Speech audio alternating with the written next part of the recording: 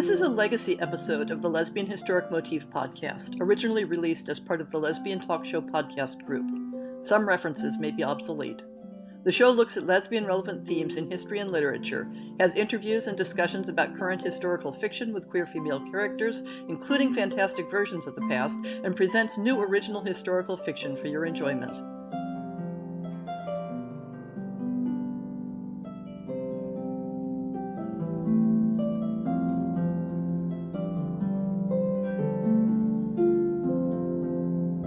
Let's start this series with some ordinary women. Nobody special.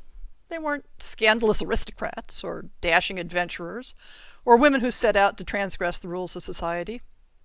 All they did was love each other.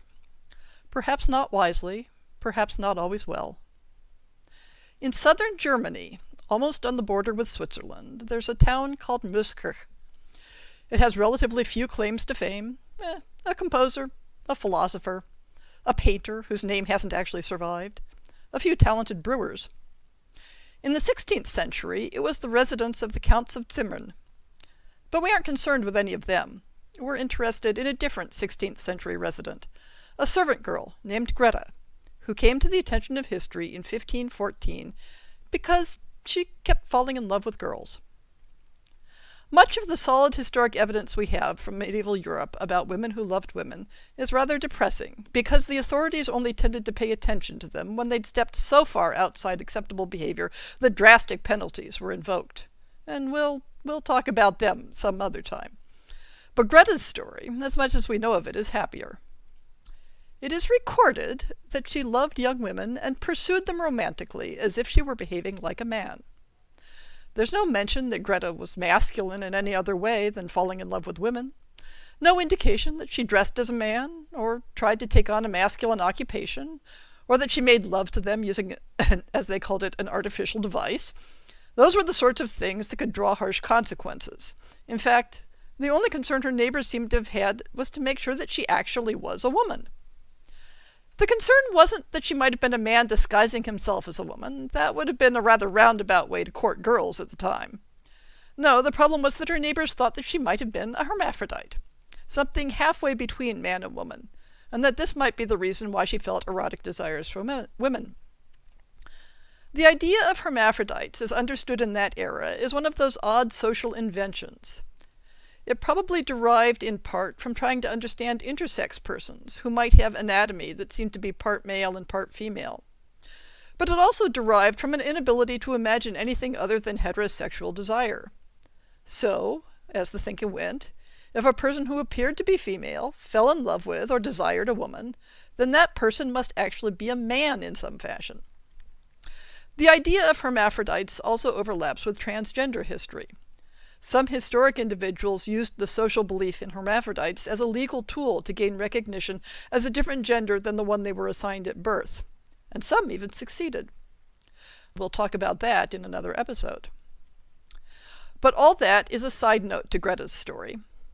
The midwives of Mooskirch, who were given the responsibility of examining Greta medically, proclaimed that she was, quote, a true proper woman, unquote. And as far as we know, that was an end of it. There's no mention of any legal charge against her, no mention of any consequences or punishment. And so we are free to imagine Greta von Mooskirch flirting with other girls at the market fair, perhaps saving her money to buy a hair ribbon as a gift in hopes of being thanked with a kiss, and living her life fairly happily. Now, the second example I want to tell you about has a bit of a less happy end, although it's likely that the women in question only came to the attention of the authorities because they got involved in a domestic dispute. Our story happens at the very beginning of 15th century France.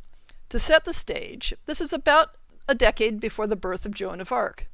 In fact, we're concerned with a different French peasant woman named Jehanne. This Jehanne was married, as one was at the time, but it seems that at some point she had discovered the entirely different joys of making love to women.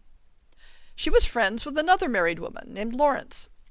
One day they were walking out to the fields together when Jehanne ventured a proposition. She whispered in Laurence's ear, "If you will be my sweetheart, I will do you much good." Lawrence may have been a bit naive, or perhaps she'd never had the occasion to consider the question of whether enjoying a roll in the hay with a woman would be a sin, a literal roll in the hay, as the testimony indicates. She told people later that she didn't think that there was anything evil in it, and presumably Jehan's offer sounded like a bit of fun.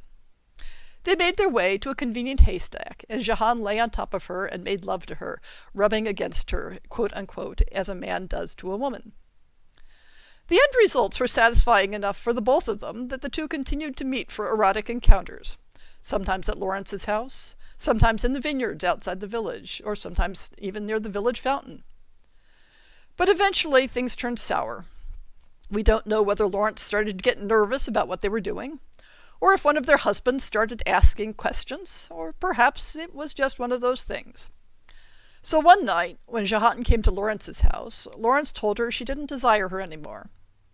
Jehan, let us say, took the breakup rather badly. She attacked Lawrence with a knife and then ran away. Although the records don't say so in as many words, it's likely that this attack and the consequences of it are the only reason their relationship came to the attention of the authorities. In fact, the record skips entirely over any original accusation or trial and brings us into the story when Lawrence is appealing for a pardon from her sentence on the basis that the relationship was all Jehan's fault. People are people, no matter what the century. And if society and the law imagines that forbidden sexual relationships involve an aggressor and a naive victim, then there will always be a temptation to throw one's partner under the bus when push comes to shove. Lawrence's appeal was successful, and she was pardoned. This is no small matter, given that the original sentence might well have been execution. It happened in that way to other women. There's no word in the record about Jehan's fate. It would be nice to fantasize that she ran away entirely, changed her name, got a hold of her anger management issues, and found happiness in some other woman's arms eventually. It probably isn't the way to bed, but we're free to dream.